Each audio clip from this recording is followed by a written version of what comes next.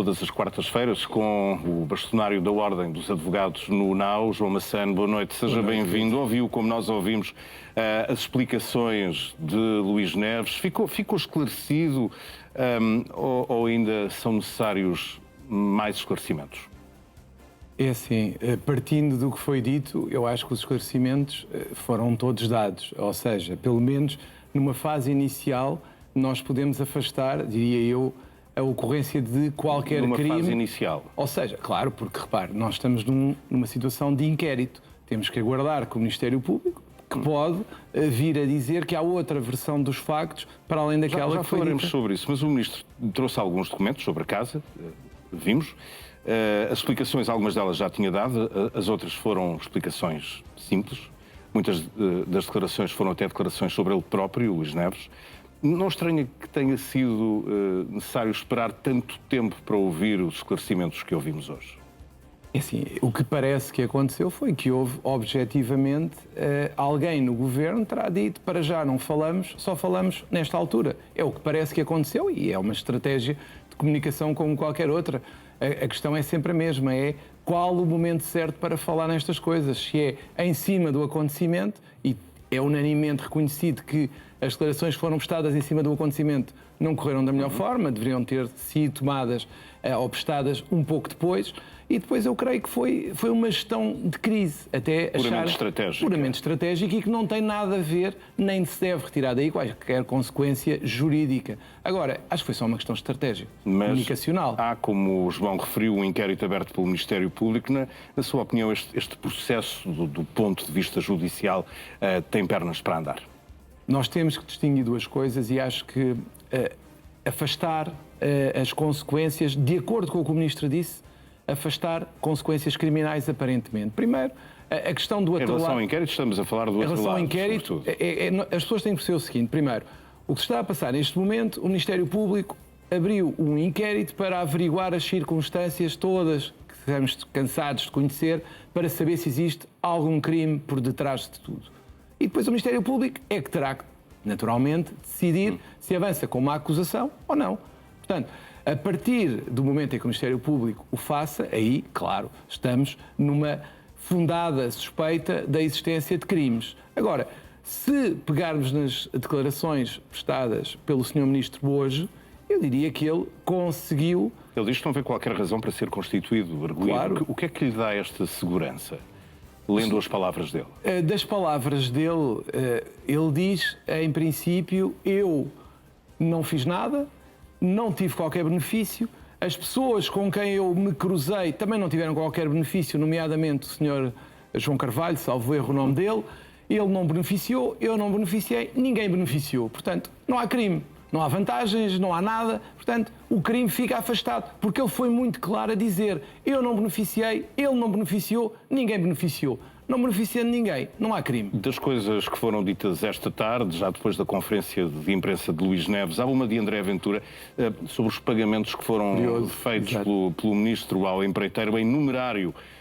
Ventura diz que acima de 3 mil euros é uma, e agora estou a citar as palavras de André Ventura, abre aspas, é uma ilegalidade claríssima assumida pelo Ministro à frente do país. Parece-lhe grave que tenha sido dito assim, dessa forma. O que é que as autoridades devem fazer quando ouvem o Ministro dizer que pagou uma verba acima do que é permitido por lei em numerário? Eu acho que é interessante este caso, porque permite-nos explicar, ou tentar explicar às pessoas o que se está a passar. Há uma coisa que as pessoas têm... Tem um nome, não tem? Tem, isso tem um nome, mas repare, aqui a questão do numerário, as pessoas devem saber, ou deveriam saber, que a partir de 3 mil euros não podem fazer pagamentos. O pagamento seja em globo, ou seja todo o valor que era 5 mil euros, ou haja pagamentos parcelares de 500 euros, não é porque são inferiores a 3 mil os pagamentos parcelares que deixa de haver aqui uma contraordenação. Ou seja, não estamos perante uma situação de crime, mas uma ilegalidade é verdade. Há uma ilegalidade. Porquê? Porque eu não posso fazer pagamentos faseados ou no total superiores a 3 mil euros em numerário. E o Ministro pode dizer sobre isso e até sobre as declarações que não foram entregues ao Tribunal Constitucional que desconhecia a lei?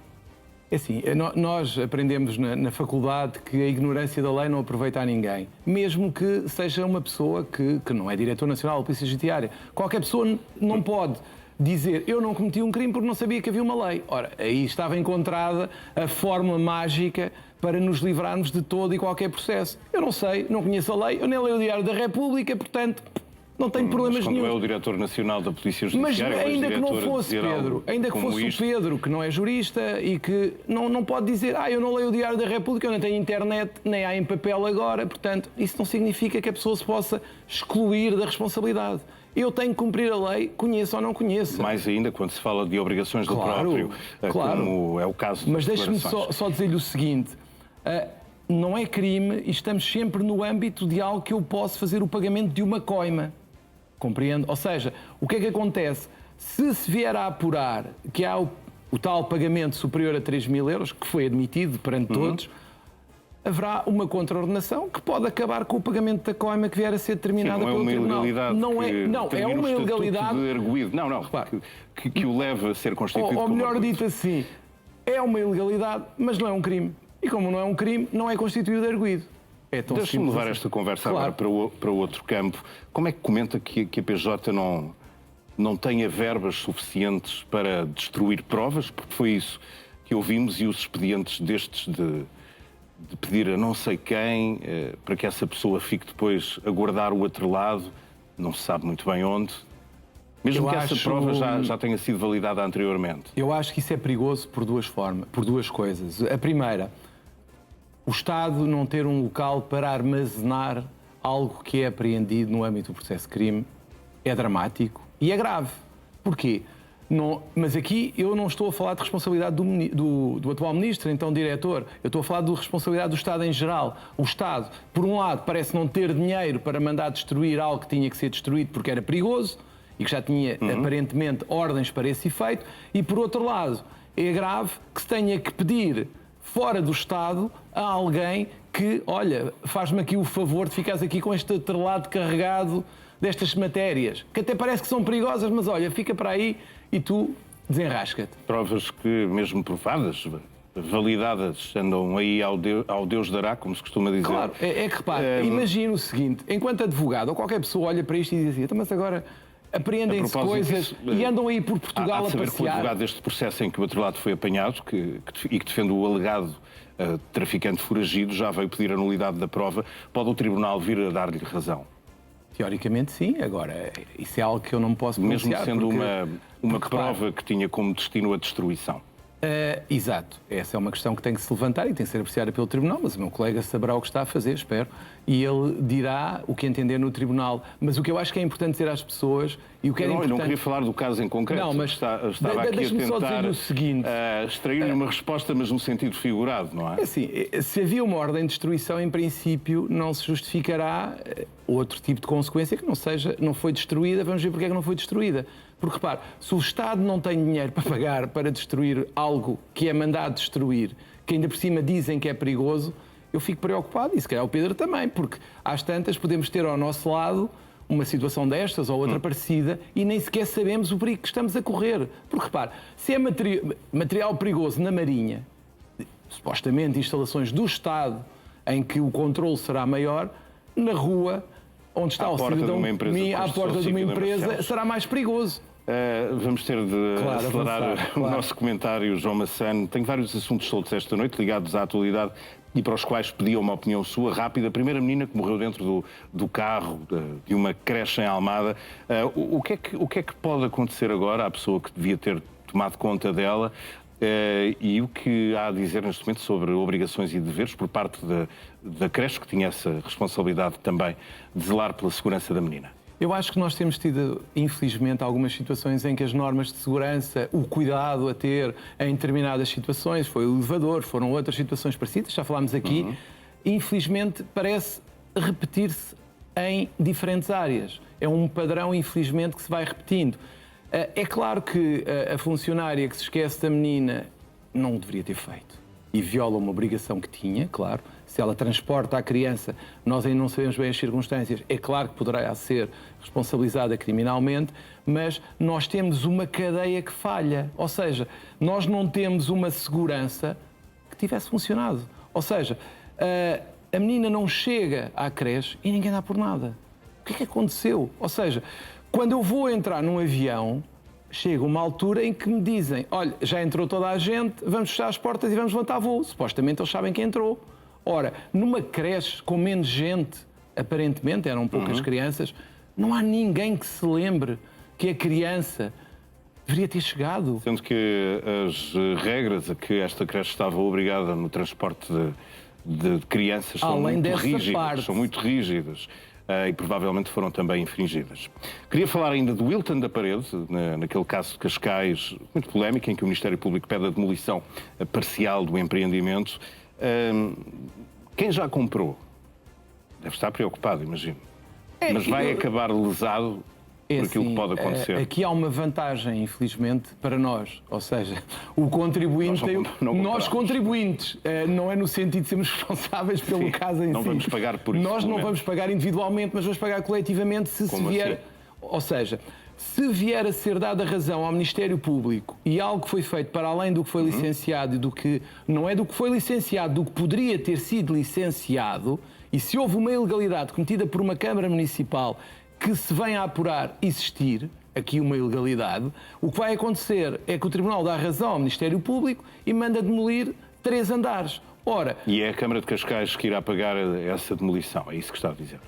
Não só a demolição, como indemnizar quem comprou e agora fica lesado sem o apartamento. Porque é a Câmara que, se vier a comprovar-se que isso aconteceu e que há tal ilegalidade, a Câmara é da Câmara Municipal e todos nós acabamos por ter que pagar às pessoas que compraram e ficaram sem o bem. João Massana, esta semana ficámos surpreendidos com a notícia de uma acusação do Ministério Público sobre casamentos fraudulentos. Não foram poucos, nem o valor era, enfim, escasso. 2 irmãs que cobravam 12 mil euros por cada casamento com cidadãos estrangeiros. Como é que a Justiça olha para estes casos, sobretudo quando estamos a falar de uniões por conveniência?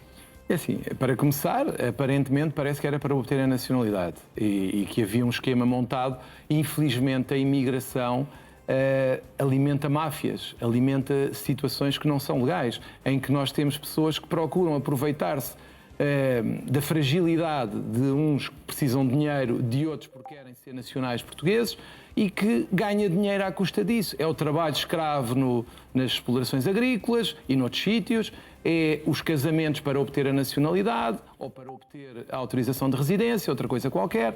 E o que nós olhamos para isto é que, no fundo, nós temos que ser implacáveis. Isto não pode acontecer.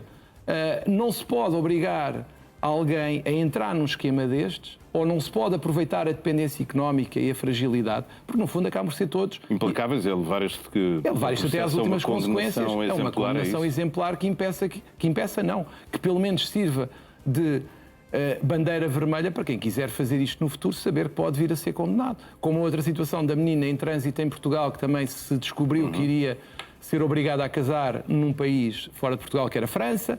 Isto deve alertar-nos para que nós que achamos que estamos numa civilização ocidental em que estas coisas já não existem ou já não deveriam existir, de repente somos confrontados com algo que parece uma prática de há 1 século ou 2 atrás. E às vezes ignoramos a realidade.